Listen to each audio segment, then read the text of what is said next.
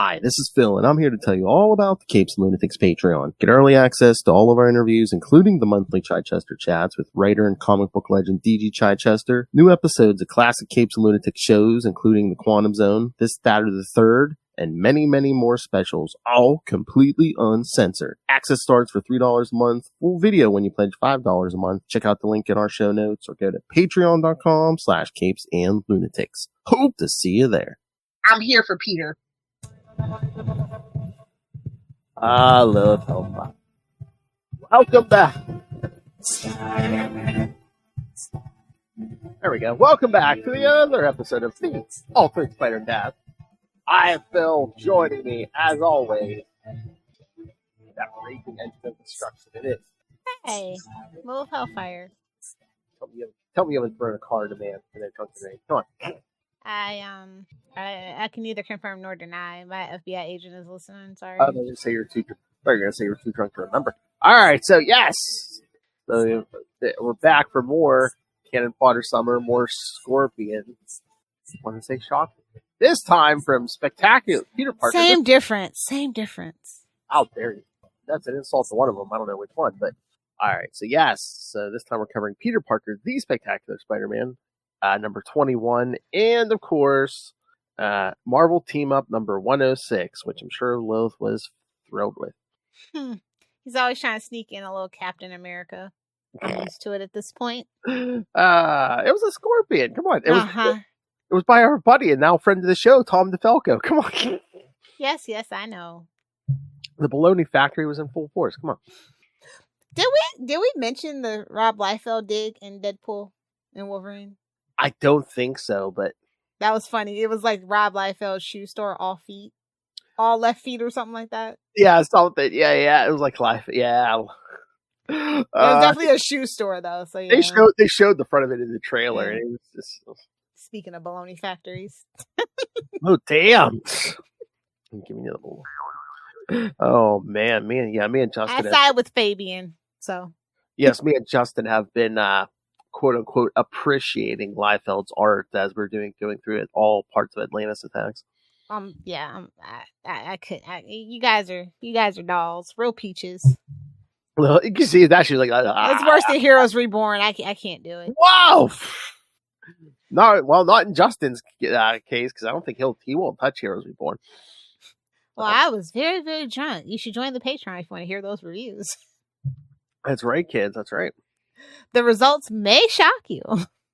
Join right now. Go join our Patreon because Ray is shutting down the ITK paid Patreon. No, too busy double-handing it with his deck.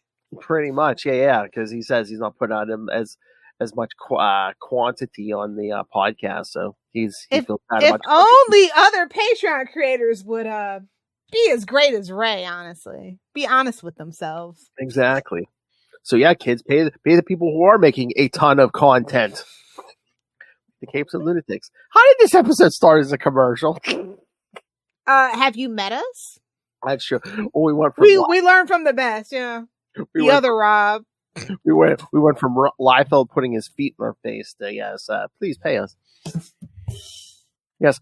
Where did we get this almost cutthroat need for money? Why did your eye drift over to my box? I need a new summer robe, baby. Let's go.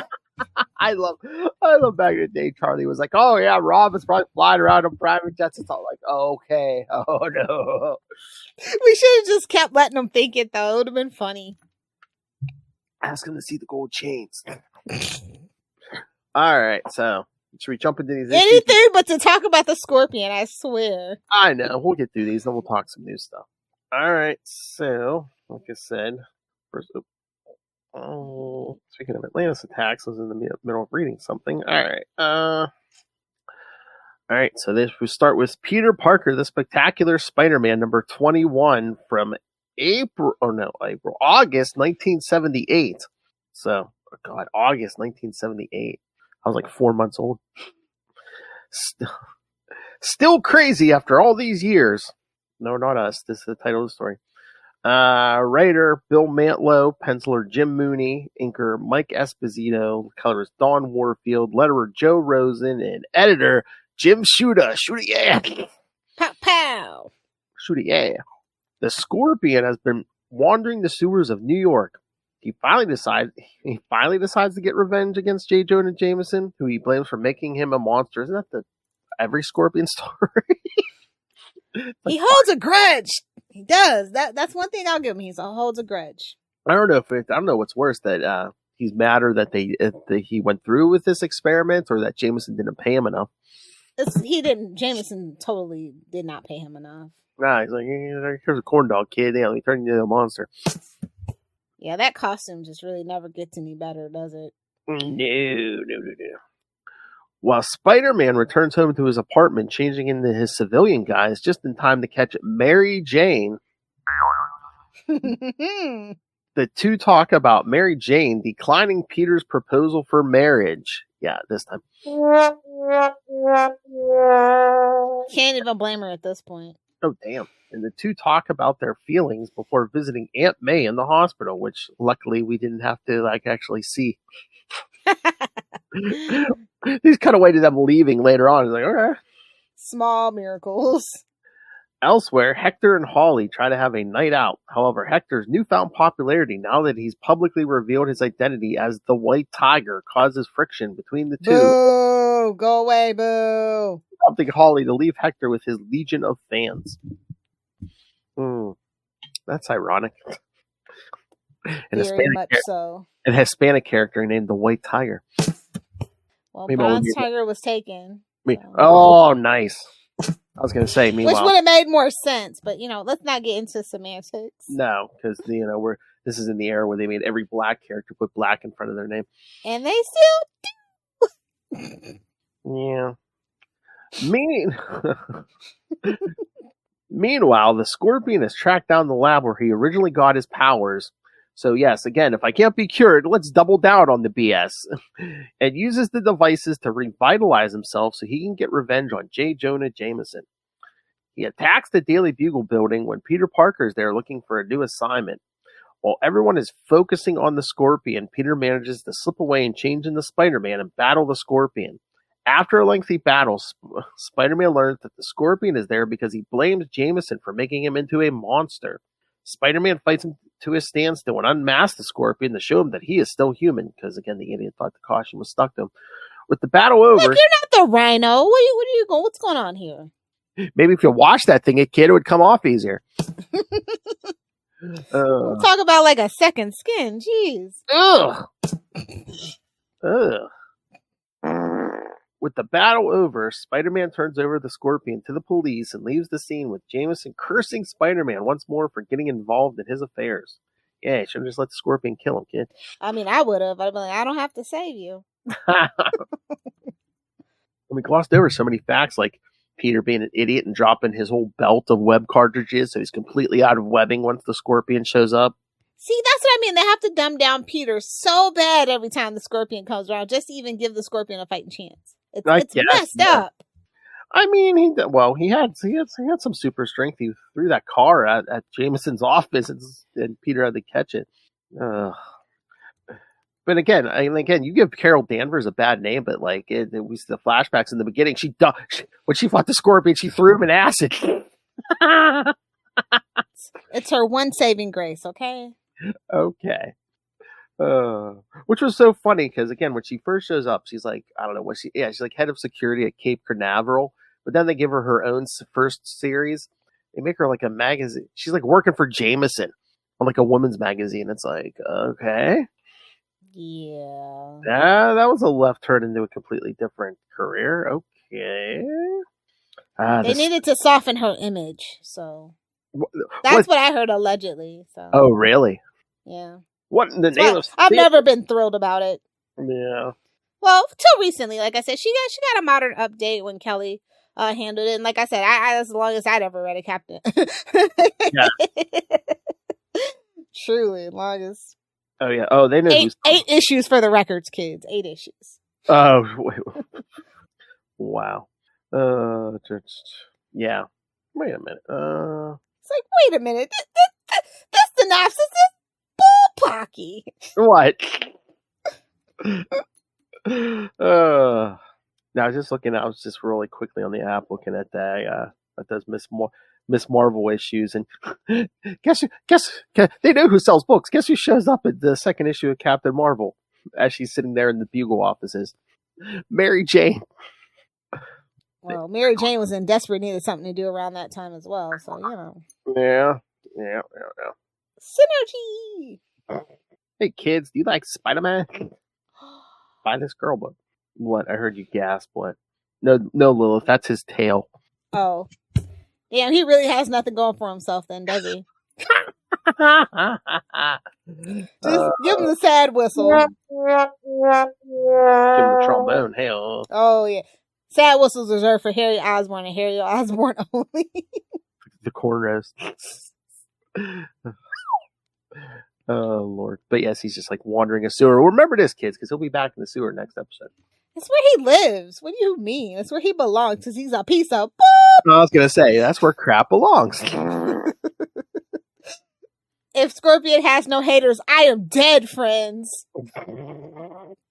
And I just love, I love that scene where Peter, doesn't realize he dropped all his web cartridges, and they're just like, look at this. This may cost this young man his life.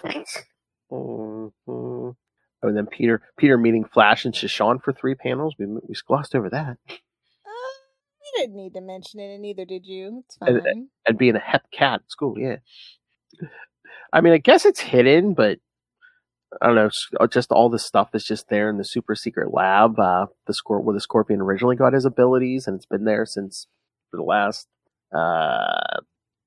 14 years, 13 years. I always think that, when the Punisher's incompetent, boy, is he incompetent. But then you remind me of that Scorpion exists. And I go, well, at least Frank Castle isn't Scorpion. At least Frank's knocking off some drug dealers. I mean, come on. Yeah. Scorpion. I just remember that era where he just really couldn't get a win. And it just bothered me so bad. Who, the Punisher? Yeah. What like era he was always messing up for a long time. For a good long time. I don't think it was till the 90s where he was actually kind of sort of good at his job. Oh, yeah. Well, he was kind of incompetent until he got his own series. Or his multiple series. Yeah. Yes, kids, at one time. And that you don't believe us. The 90s was a Wild West, all you young kids. I mean, the Punisher had 3 monthly books at one point. Absolutely insane. Guess they must have sold. And then I love how, before the car, Scorpion, kind of acts like, the neighborhood kids and just, whips a rock through Jameson's window. Yeah. I don't know what's wrong with these people in this book. I know.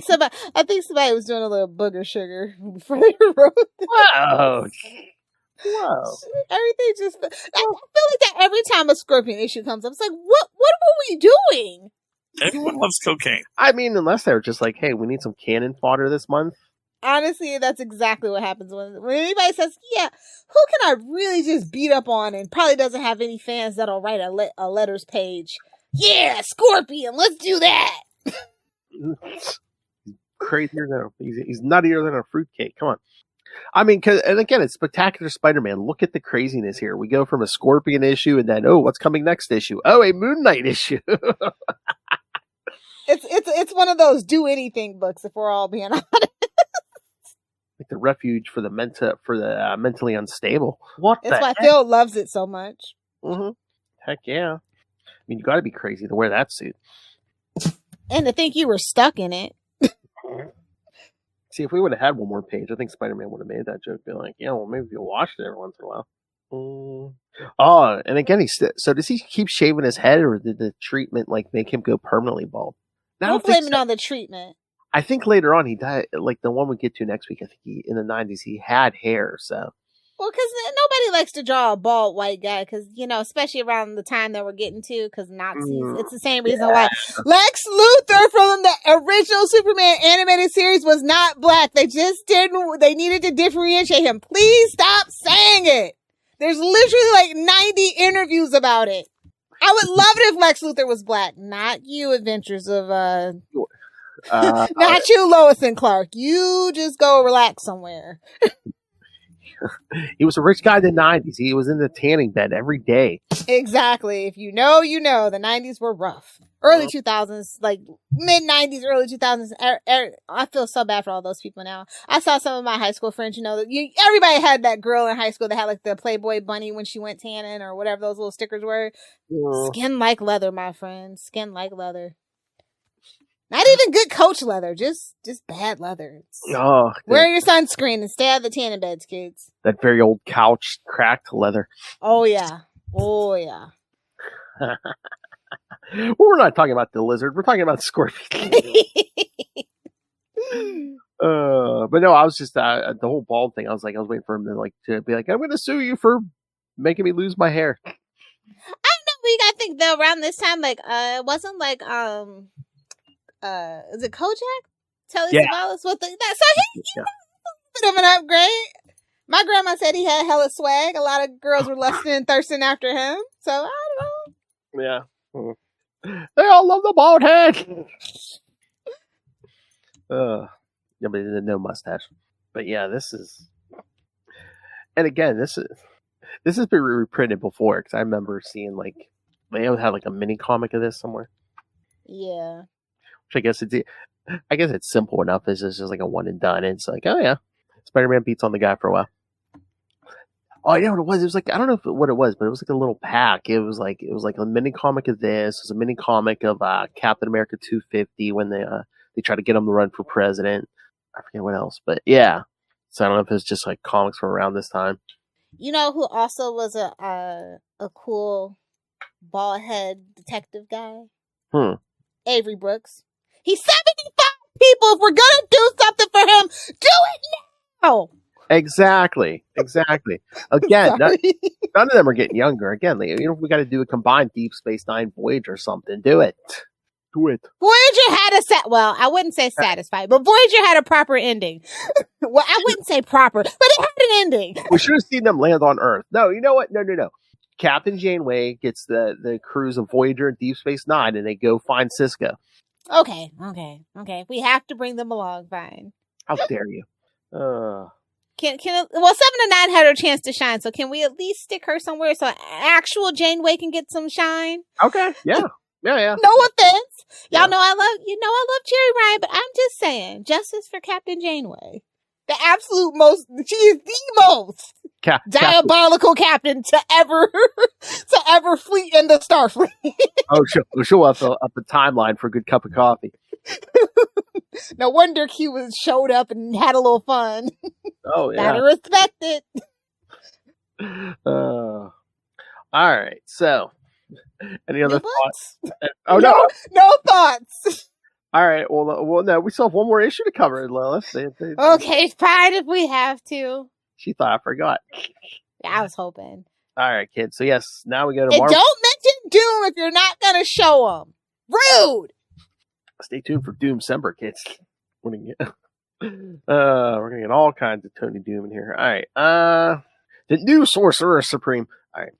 Marvel Team Up 106 from June 1981. A Savage Sting has the Scorpion. Damn, who wrote this? Yoda? Writer, Tom DeFalco. Penciler, Herb Trimpe.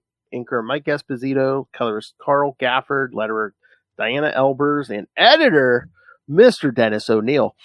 So see, Denny, let this all go down, Lil. Yeah, I know. Ooh, look at this big synopsis. All right. Matt Gargan, once known as the Scorpion, is ensconced at the Brain Bin Psychiatric Center because he seems to have undergone a complete mental collapse. How can you tell? Over and over, he vows vengeance against J. Jonah Jameson for turning him into a monster. Dr. Nosebloom and Clune wonder how they might cure him, for he has been this way for several months and was sent to their clinic by the authorities as a last resort because they didn't want to have to deal with him. They review how the Scorpion was given his abilities in a process funded by the Daily Bugle's publisher. Subsequently, he battled Spider-Man several times, and after his last defeat, his costume was taken from him. Gargan believed his costume was an unremovable second skin and went into psychic shock when it was peeled off, says Dr. Clune. This gives Nosebloom the idea that Gargan might be cured if his costume were returned to him. We're going to do this. We're going to fall for this a second time. They did this. Yes, we are. They did this last week. This is what I mean by scorpions. Just wash, rinse, repeat. I just think he has no health insurance. So they just like accidentally let him escape every time. And they're sick of cleaning up after him. Damn screen.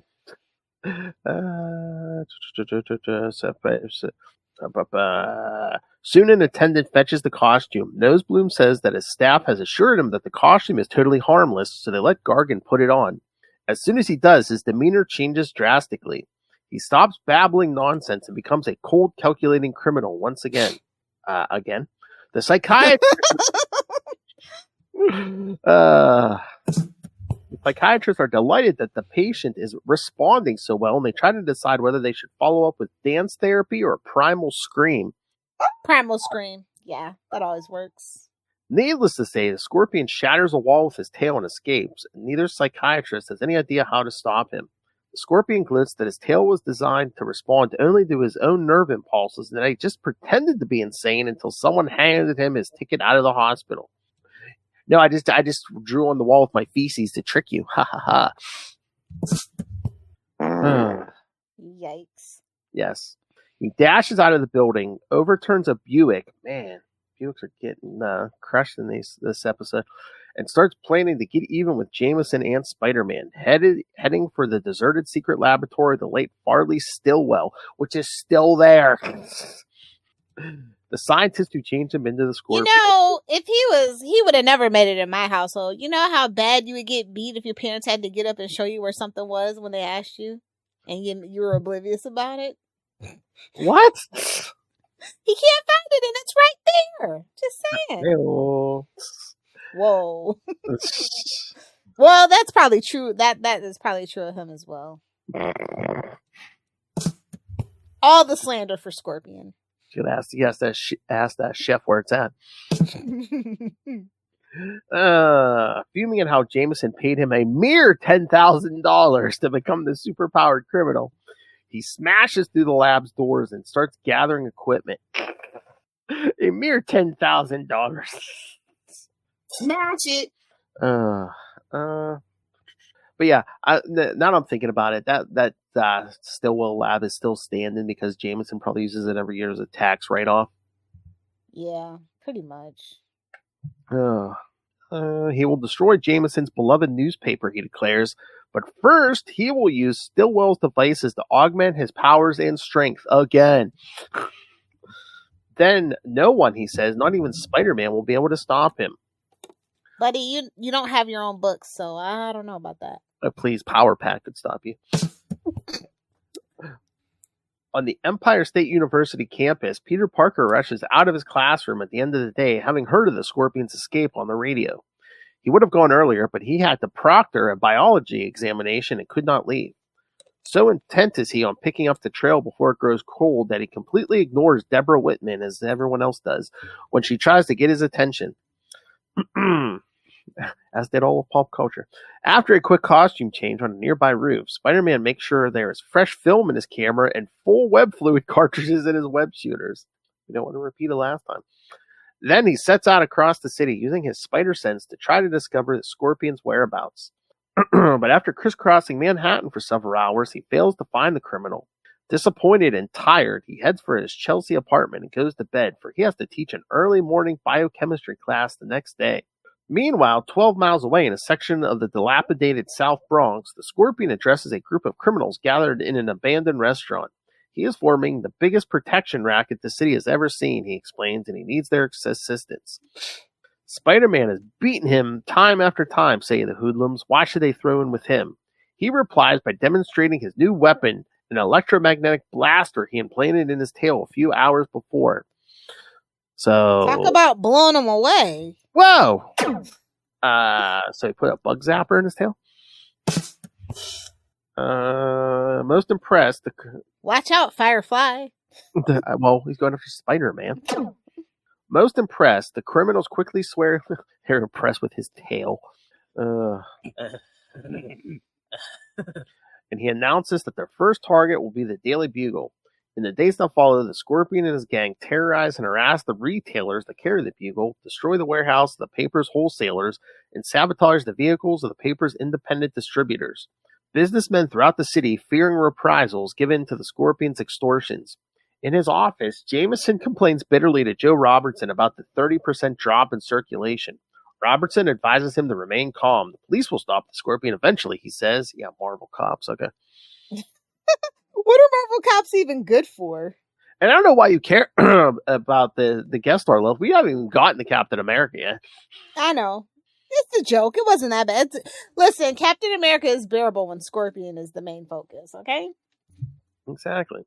But Jameson replies that the paper's cash reserves are too low to survive a long siege, partially because he gave out overly generous $5 bonuses to the staff. Oh my God!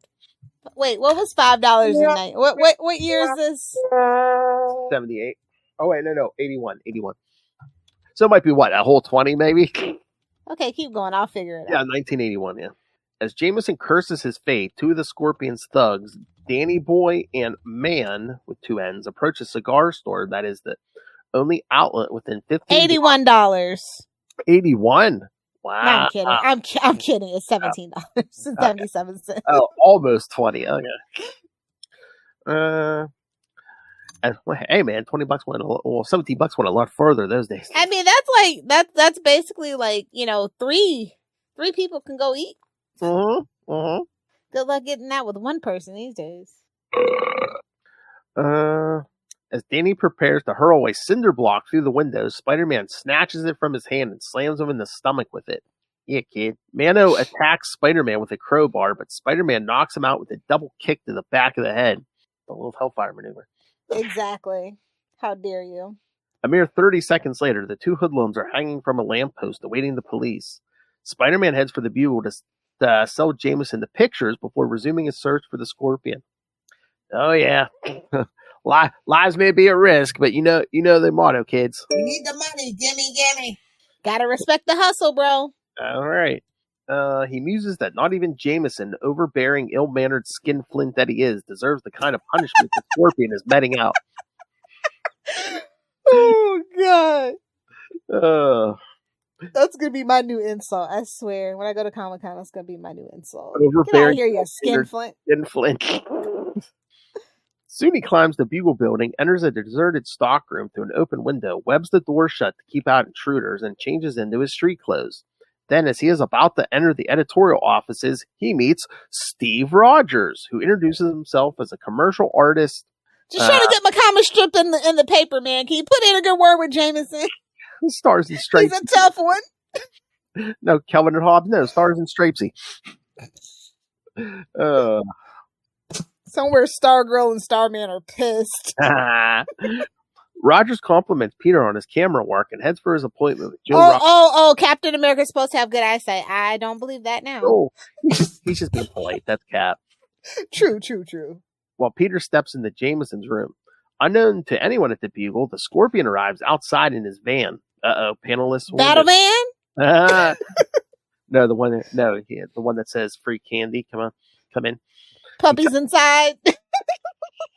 Lil's jumping in. He tells the driver to keep the engine running because he will not be long. At the same time, Jameson throws Peter out of his office for having the unmitigated gall to try to sell him photographs of Spider-Man when the survival of the paper itself is at stake. That is true. One thing he is going to have is, one thing any man, especially a white man, is going to have is audacity. It's true. Unmitigated gall. Meat. I'll send you some Christmas meat. Why, asked Jameson, hasn't Spider-Man captured the Scorpion already? Peter meets You said you told him to stay out of his business last time, didn't you? Exactly. Peter meets Rogers on the way out, and the blonde-haired man says that Robertson liked his work, but could not offer steady employment. As Jameson starts to chew them out for griping too much, Peter's spider sense tingles sharply, and the Scorpion bursts into the room. The Bugle staff all flee as the criminal announces that he has come to settle accounts forever. Peter heads for the stockroom to change into his Spider-Man costume, and Rogers finds a convenient place to put on his Captain America uniform. All of Jameson's employees, only Joe Robertson stays behind to help his boss, but the Scorpion brushes him aside with ease. Then the Scorpion advances menacingly toward Jameson, who tries to buy him off, but before the Thug can touch him, Captain America gets between them and slams the Scorpion in the stomach with his feet. Using his shield, Cap keeps the Scorpion at bay until Spider-Man arrives, but just as Spider-Man leaps down from the ceiling, the Scorpion smashes Cap into a bookshelf and stuns him. Gotta give him that hug. Whoa! That's what it looks like is going on in this fight scene. I'm just saying. Gotta give him that hug. I mean, I would spit on Scorpion, but not for that reason. Wow! Oh, did you see? I guess they said she made her first $1 million already. I hate this fucking planet, bro. I know. They're like, yeah, you didn't know her 6 weeks ago, but now she already made her first $1 million. Doing what though? I ain't seen her do nothing but making personal appearances and stuff. I think that's wild. And selling merch, that says Hawk 2 on it and stuff. Okay, y'all did this. Well, Be happy with yourselves. Well, I saw she was at SummerSlam last weekend. Somebody's grandpa did this, and I don't know. Maybe you need to take your grandpa's internet away. Somebody's parents spawned this. Give him that hunk. Again, it's the perfect storm of I'm moving to Antarctica. That fucking does it. Bye, Phil. We need to find the formula. It doesn't take much. She's cute. She has the accents, And again, I mean, we've seen how gullible a lot of this country is. Come on. I'm about to be on my Noted. Don't be a good person. Noted. or just come up with fancy euphemisms for sexual acts, love. It's what we do. Literally. I know. Maybe if you're on camera more. Nah. Again, we can't survive with me being the eye candy. Come on, we got to tap into the bear community. Oh, damn. They don't Chester probably just fell out of his chair. That's the other thing. He's been having technical difficulties. So the last couple episodes, he hasn't been on camera. So I'm like, oh, God, you are Lilith Hellfire. You know what? We all just get Trump profile pictures. And we're gonna go stream on what's that streaming service? Truth? So No. It's is it Kick? Where nobody ever gets banned for anything ever. Oh, or whatever. Really? Oh, they're just over there going wild. It's like Kick and another one. Either that or a picture of him and then a picture of Hawk to a girl and talking to each other. No sound. Just captions. We get a certain segment of the population be like, oh, look, Trump's talking to Hawk to a girl. Yep, if this turns into a scammer show, it's your fault, guys. It's your fault. Captain Hawk Tua. We're not going to make Captain America proud at this rate, Philip. Oh, God. Maybe Deadpool, but definitely not Captain America. Captain Deadpool, yeah. All right. I'm just waiting on the new books at this point. Hurry up, Phil. I know. Then the criminal... Cap, unfortunately, leaps away unharmed. The Scorpion blasts Spider-Man through a window and he plummets toward the street far below. Cap smashes out of another window and follows Spider-Man, catching him about halfway down, striking a projecting flagpole at just the right angle. The Lilith Hellfire. That's my specialty. Definitely the Lilith Hellfire and just the method. Striking that flagpole at just the right angle. Cap breaks their fall and springs onto an awning that overhangs a clothing display, and both heroes come to rest in a pile of garments. Unconscious but alive. Thinking that both opponents have perished, the Scorpion slings Jameson over his shoulder and carries him out of the devastated office just as Robert... He's going to get him a sugar daddy one way or another. Oh my. Spider-Man and Captain America carefully pick themselves up as a crowd gathers. The storekeeper whose clothing they landed in shouts that he will sue them for the ruined merchandise, but Cap says that the Avengers will reimburse him, meaning Tony Stark. Then they see... Bruce Wayne would never... He'll be like, sure, I'll buy it, but if y'all get out of line, I'm kicking you off my damn satellite. Just know that. I'm disconnecting the boom tube immediately. Oh, damn. We'll go to Oliver. Then they see Joe Robertson leaning from the window above, and they learn that the Scorpion kidnapped Jameson. After Cap's sprained arm is taped, the heroes start to track the criminal. Following directions from bystanders who witnessed the abduction, Spider-Man web swings overhead and Captain America follows in a taxi. What the hell? Spider-Man soon finds the Scorpion's hideout in the South Bronx. Inside, Jameson is bound and gagged and providing great sport for the abusive Scorpion and his gang. Suddenly, as the criminals are shoving the publisher around the room, the spider signal illuminates the walls and Spider-Man swings into the felons. At the same time, the doors burst open and Captain America, riding a serving cart, brings down a thug with his shield. What? Carrying Jameson over his shoulder, the Scorpion heads upstairs, leaving his henchmen to battle the duo. Spider-Man knocks out a couple, but he leaves the rest to Cap as he goes upstairs after the Scorpion. It is not long before all the gangsters are out of commission. Meanwhile, Spider-Man confronts the Scorpion in an upstairs room. The Scorpion hurls Jameson at Spider-Man, and when Spider-Man catches the publisher, the Scorpion starts blasting him with his tail. Even encumbered with Jameson, the crime fighter dodges the blast until Captain America enters and throws his shield at the Scorpion. His aim is perfect, and the shield neatly severs the Scorpion's tail. Then the tail's electrical apparatus begins to spark and explodes, knocking the Scorpion through the wall and out of the... Oh my, now we're talking. Now we're getting some real action. That's a powerful tail. Standing dazed on the sidewalk, the Scorpion vows vengeance, but the crime fighters attack him together and finally knock him out. Spider-Man is delighted with the day's work. Then Cap notes that they have to untie Jameson and remove his gag. This, however, is something Spider-Man will not do. He has to save Jameson's life, he says, but he does not have to listen to him. Exactly. All right, so I'm afraid of Lil's thoughts on this issue. It could have been worse. There could have been more Captain America. Yeah. But yeah, a lot of I mean, the Scorpion's tail, and I don't know. I'm just waiting for modern comics to do Scorpion in the twerk of doom or something.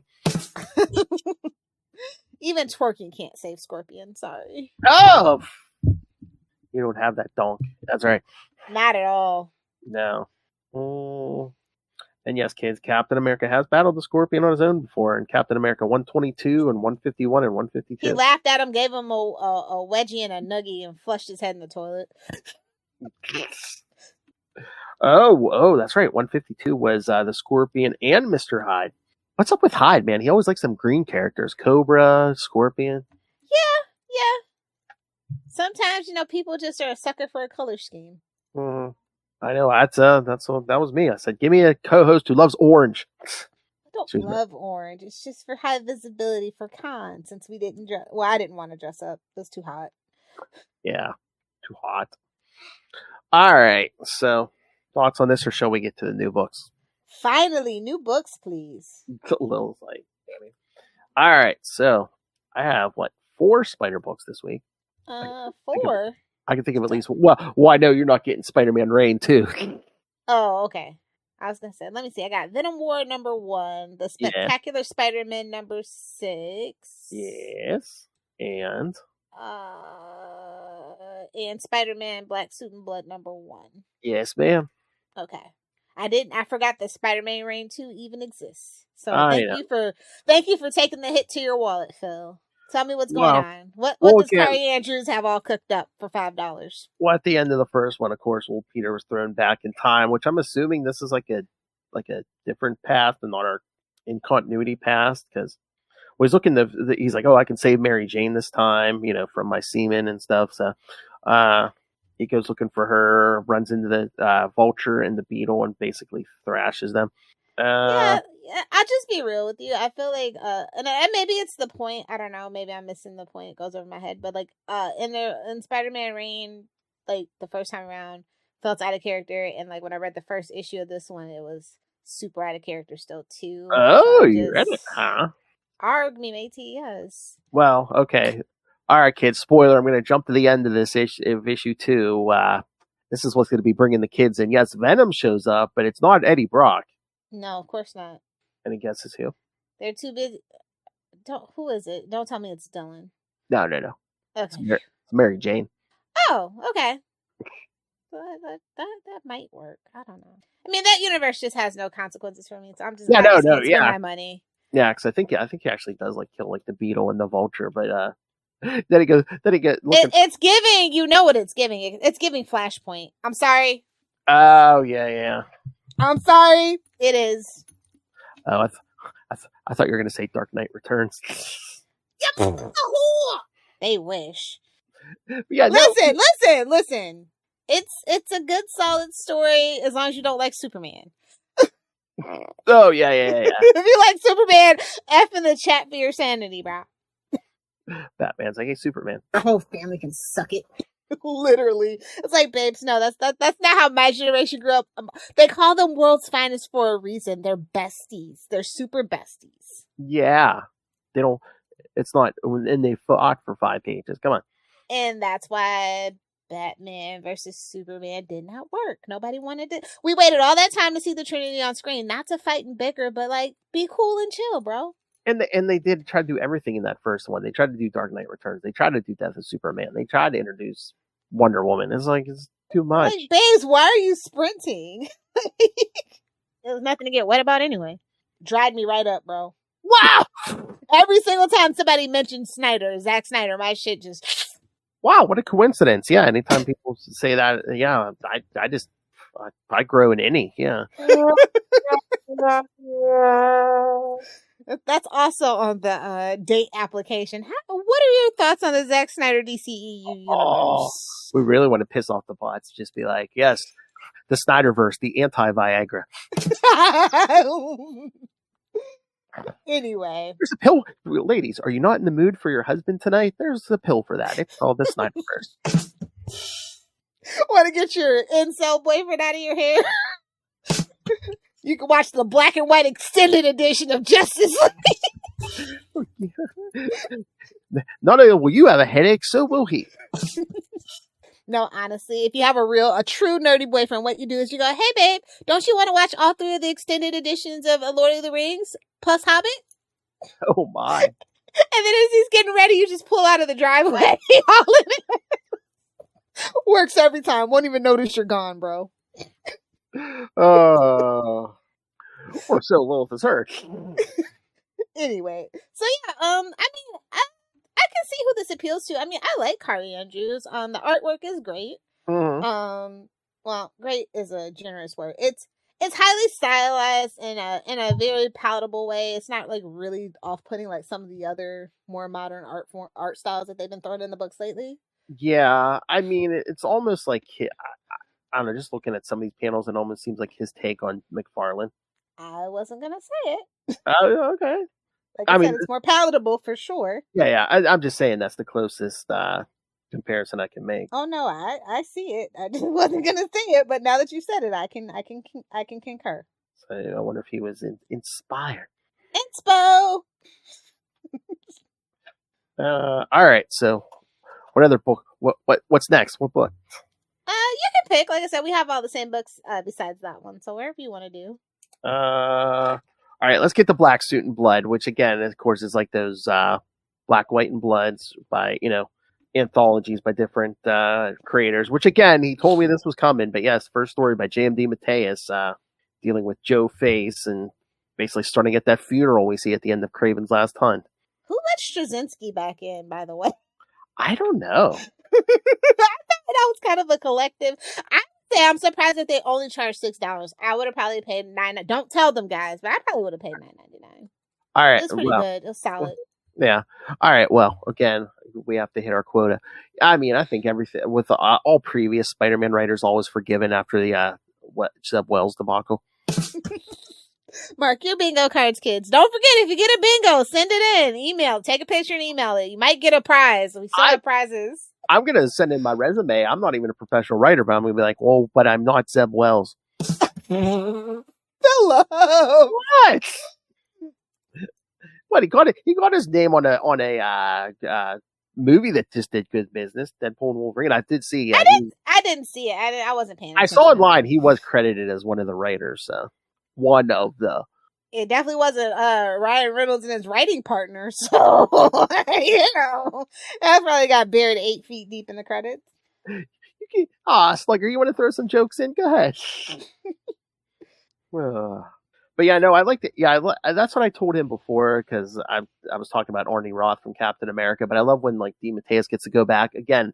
He's been in the business so long when he gets to go back and kind of flesh out like these characters he came up with. Like here, Joe Face, which he used like in Marvel Team Up, I don't know, maybe once or twice, and then we saw his funeral at the end of Craven's Last Hunt, and D. Mateus come back and kind of I enjoyed that story, but I really liked Inside the House with Alyssa Wong and Fran Galan.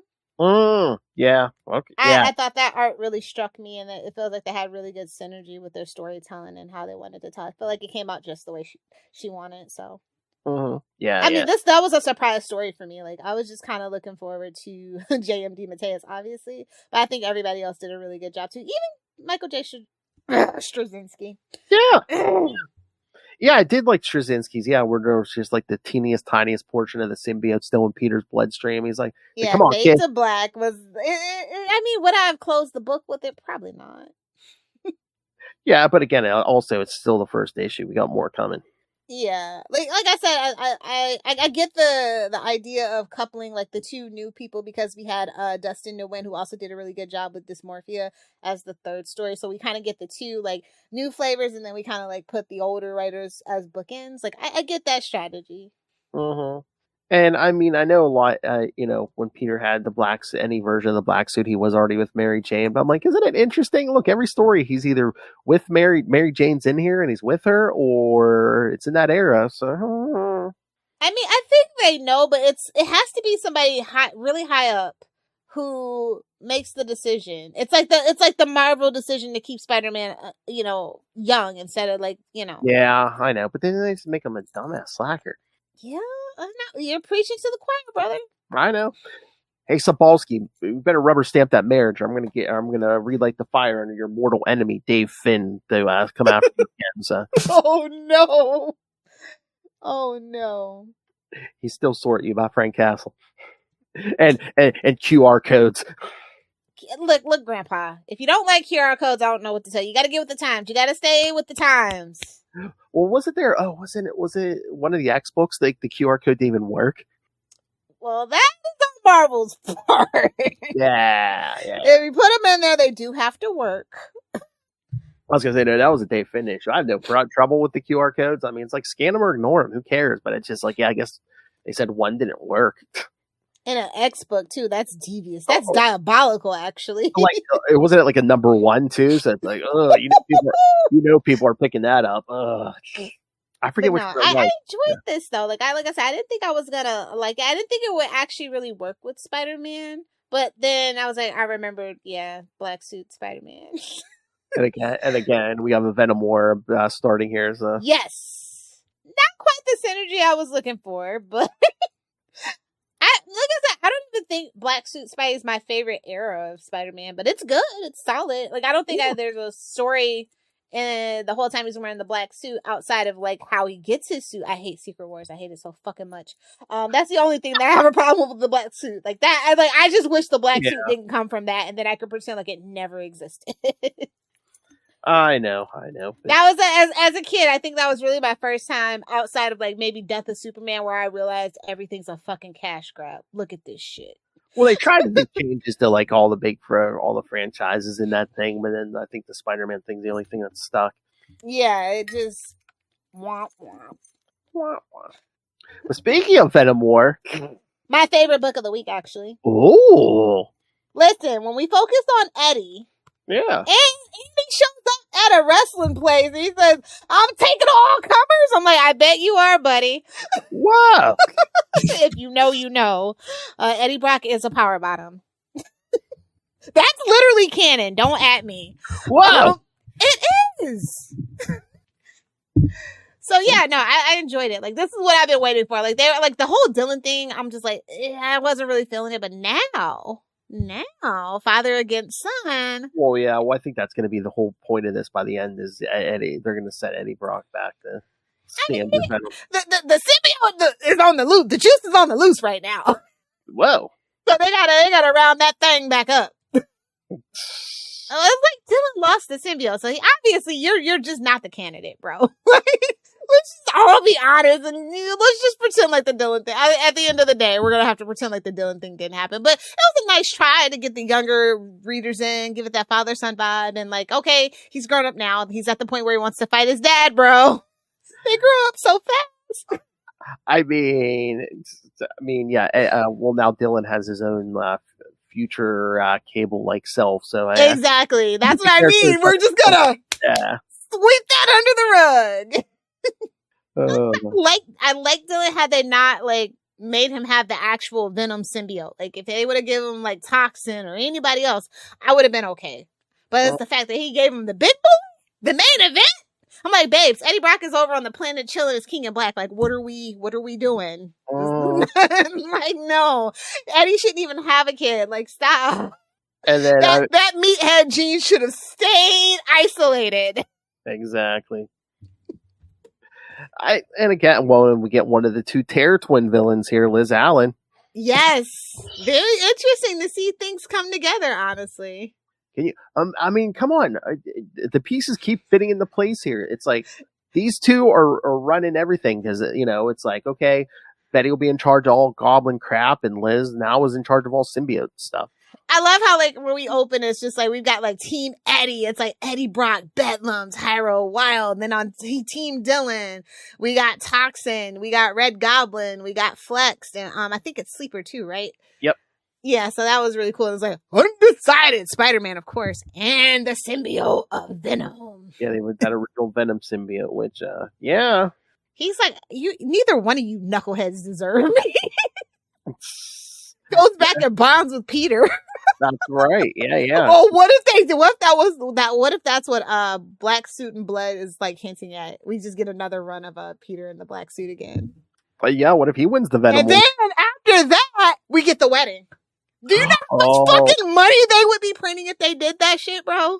Come on, let's manifest. Everybody, we have to manifest this together. The next full moon, we all need to go out and manifest this. I'd be all for that. Oh my god, they can even do that. Oh my god, the next Spider-Man movie, they could do that. Remember, Venom left a piece of itself behind in the MCU. Yep. They could do it. They could do it. Let's not bring up the MCU. I'm still pissed about how adamantium came into the world. I don't want to talk about it. Pieces of Celestials, yeah, I know. Eternals 2 ain't coming. All 5 of you that like that movie, it ain't coming. Nope. Although I am sad for who is that? Brian Tyree Henry or whatever. Oh yeah. Wait a minute. You said Eternals 2 isn't coming? There's nothing to get wet about anyway. Literally. There's nothing to get wet about anyway. And then I feel like I saw a butt in that movie. Still nothing to get wet about. They did a sex scene, yeah, and there's still nothing to get wet about. I'm pretty sure I got side boob and butt. And it still wasn't titillating. Anyway, yeah. Like I said, this is my favorite book. I liked it from cover to cover. I find the premise interesting. I am so here for the father-son fight. Like finally, like all the slog that we've gone through, it was leading up to this. I told you I'll trust Al and I'll keep going. I agree with you. I read this because at first I was like, oh, another Venom event, but I read this and I'm excited. Yeah, baby, King of Black was the best thing Marvel's done in a decade. So I mean, let's just keep focusing. And we're kind of still around that King in Black event a little bit. We're just kind of getting a little deeper into it. So I'm just like, yeah, let's go for it. Yeah, most interesting villain they have, and I think a lot of people I feel like we haven't really had Venom interact with the rest of the Spider-Verse in a really long time in a significant way. I feel like King in Black was so far outside the Spider-Verse, and I kind of like that approach, honestly. But now to like bring it all home and bring it full circle, oh yeah, I don't know. Maybe this could be interesting. Oh, that does remind me. I wanted to ask you something. Okay, spoilers for Blood Hunt, kids. So how do you feel? Miles is still a vampire? I kind of dig it. It's better than giving your black characters lightning powers. If we make all the black characters vampires, what do I care? I mean, it's different from Peter. It's something different, exactly. It's something different that sets him apart.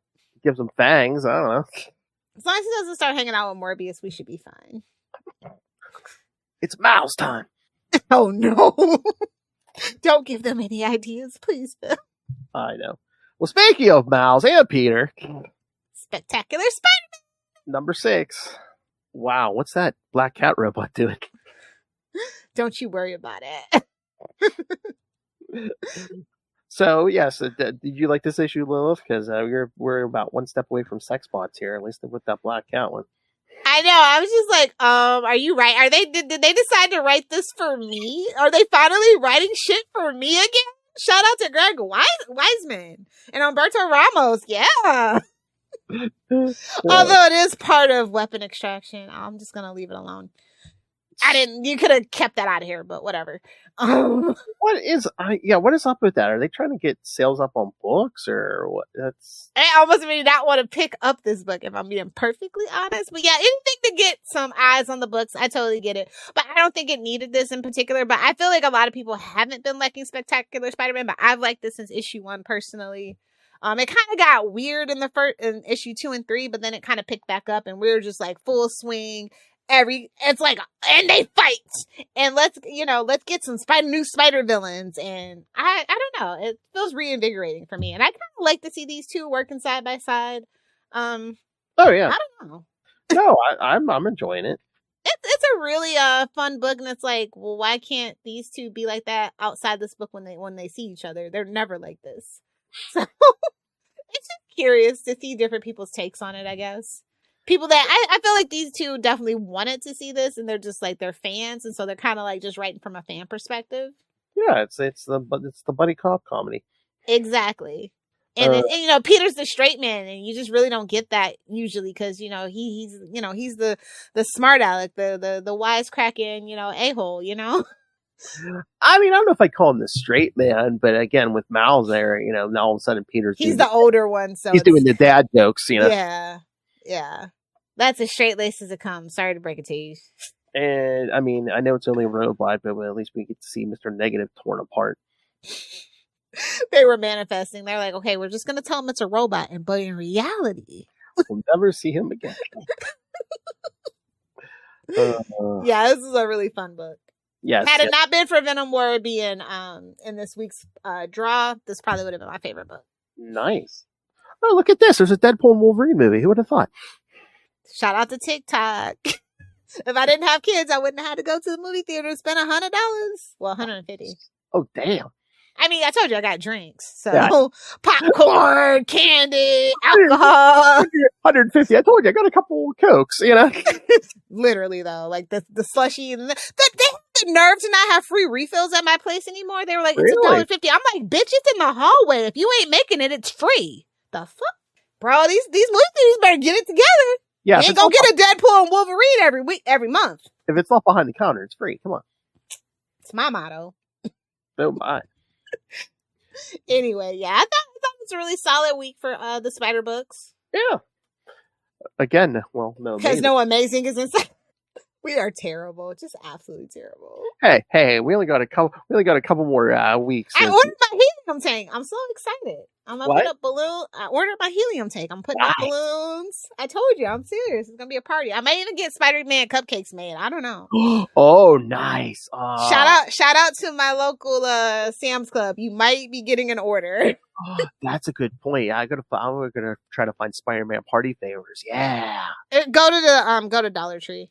Okay, they have. Okay. Dollar Tree or Walmart is gonna be the best bet for those. Hey, babe, can you make some Spider-Man cupcakes?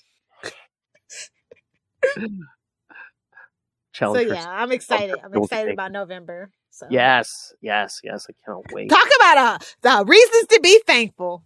Right on time. Marvel knew what it was doing. I think that's why they ordered the 2 issues to get out of that contract. Maybe, I don't know. No, more than I'm thinking about it. Oh, good Lord. Anyway, all right. So, on that note, yes, let me open the schedule. I'm pretty sure I know what's coming here. Hey, all right. I was gonna look for on that note, but so what do you guys got planned for Capes International #2? We're gonna talk Incredible Hulk 395 and 396 with special guest The Punisher. Okay, fun. Yes. Not as fun as Hulk and Wolverine, but fun. And I'm sure we'll get to some current topics. I'm sure Sobolski is pissed off Dave Finn. We talk about the fall of ITK. No, I'm kidding. All right, it's a restructuring. Yes. All right, kids. So next time we're going to jump to the 90s and right before the Clone Saga as we cover Spectacular Spider-Man 215 and 216 as Scorpion gets his ass handed to him by the Spider. Nice. That's going to be good, guys. If you haven't read it, read up, or you can just let us tell you what happens. because yet another rich guy takes advantage of the Scorpion. All right. So, I told you he's been trying to get a sugar daddy forever. It just never works. yeah, he's like, come on, how come I can't get a sugar daddy? All these girls have to do is shake their tails. Exactly. It's like, I think you have a fundamental misunderstanding, babes. I got that junk. All right. So then, of course, as Lilith said, the week after that, there will be no there will be no Ultimate Spider Cast, but you'll get Capes International #2 with the Bad Babysitters Club, and then we're in September. You know what that means? September. Yes. So we'll cover all of September. We're going to cover one miniseries by Kevin Smith, and we'll take it 2 issues at a time. Spider-Man Black Hat, The Evil That Men Do. Relatable. Oh my. All right. And then, yes. Then we'll be then in October, we'll get to a certain something because a certain movie's coming out. Anyway, not our last dance, but, all right. So, damn, man, once again, you forgot to remind me to put the covers up. You, Justin, keep forgetting to tell me. I might just give up on that. Yeah, you probably will. I'll try to remember. And then the week you do actually remember, I'll be like, I don't have those covers. All right. So, yes. But send us your thoughts on these, on this upcoming stuff. If you want to join the Zeb Wells party, the Farewell Bash, email us, capesandlunatics@gmail.com, or call the voicemail 614-382-2737. That's 614-38-CAPES. And remember, you can find all things Capes and Lunatics episodes, social media, merchandise. Get your brand new or your classic Capes and Lunatics merch. Again, her queen herself demands that you rain random money on us with the Cash App link. Make it rain. So, yes, please don't make us dance on that pole in the club, because we don't have to deal with the creepy guys who haven't taken off their Scorpion costumes in like 2 years. She looks like she was just working a stripper pole down at Divas. And, of course, the Patreon, where you never know what you're going to get. The AVN reviews, summaries of our road trip. And, again, August, we may be getting a Justin the Owl topic. So even we'll be surprised. It's me, your old pal the Owl. Woo-hoo. Little pal Hootie. All right. So Gary Schrucker said he's not damn Hootie. It's just a name. All right. They're torn again too. If any Hootie and the Blowfish fans are out there. Oh God! Wait till we're done here. I'm gonna tell you a Hootie and the Blowfish joke I made. All right. So you can find all of it. You can find the Patreon at patreon.com/capesandlunatics, and you can find it all at tubespace.io/Capes and Lunatics Podcast Network. That's tubespace.io/Capes and Lunatics Podcast Network. More vicious and brutal than ever. And you're going to have to send up smoke signals or something to get a hold of Lilith Hellfire. So, I'll be back on TikTok in the middle of August. So, at Lilith Hellfire 69. Either do the 6 or do the 9. And again, you can always send mail here as long as it's not pictures of something, kids. Send them the starfruit. Oh! The chocolate starfish. Oh, how dare you? Oh. Sorry, I was listening to Limp Bizkit today. My bad. Oh, yeah. Then I'll send them right to you and be like, I'll just title the email, "Oh, look at these pictures of puppies." Okay, that's so damn dog. I'd believe it if it was turtles, but not puppies. Turtle. Put it here. Oh, starfish. How dare you? That joke stinks. In the butt is fine. How are we not rich and famous, Philip? I know. Come on. We were Hawk to a girl way before she was famous. Come on. I'm that kind of freak. Yes, we are. Exactly. All right, kids. Come back next time as we wrap up Cannon Fodder Summer with our final Scorpion episode. And the Capes International in 2 weeks. And then it'll be September.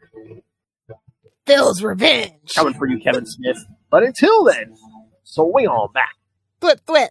Watch those scorpion suits. Put on that thing.